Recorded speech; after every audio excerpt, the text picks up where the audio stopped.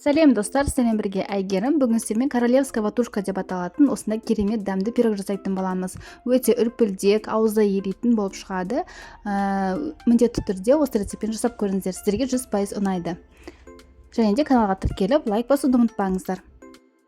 5%-лық сүзбемізді шамамен 500 граммдай аламыз. Үстіне қантымызды қосамыз, 4 жұмыртқамызды қосамыз және де 20%-ді қаймағымызды қосып, міндетті түрде блендермен біркелкі болғанша езіп аламыз.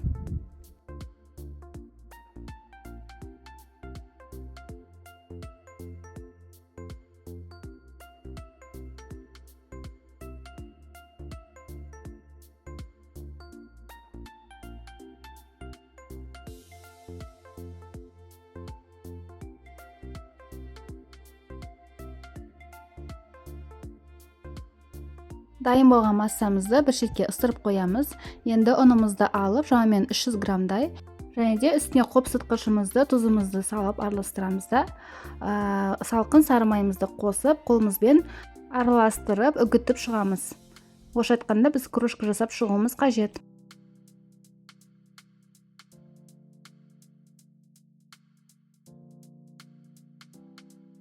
Енді үгітілген қамырымыздың шамамен 24 сантиметрлік формаға 3-2 бөлігін салып, астына осылай орналастырып шығамыз. Достар, сіздерге рецепт ұнап жатқан болса, міндетті түрде тіркеліп, лайк басып, видеоның астына өз пікірлеріңізді қалдырып кетіңіздер. Ол мен үшін өте маңызды.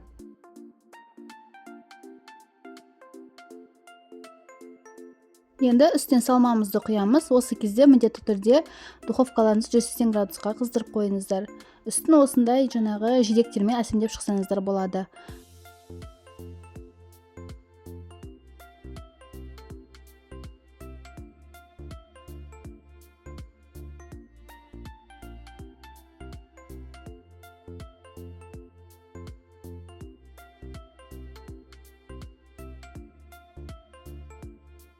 Енді пирогымызды 180 градусқа шамамен 45 минуттай пісіріп алатын боламыз. Міне біздің пирогымыз дайын болды. Міндетті түрде формадан суығаннан кейін ғана босатамыз. Міне сіздерге кесіп көрсетіп жатырмын. Өте үрпілдек дәмді болып шығады ғой.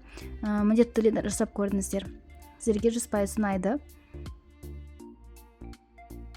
Достар, менің каналымда көптеген өте оңай жасалатын рецепттер бар. Міндетті түрде каналыма тіркеліп, бүкіл видеоларды қарап шықсаңыздар болады. Астарыңыз дәмді болсын. Сіздермен болған Әйгерім. Келесі кездескенше сау болыңыздар.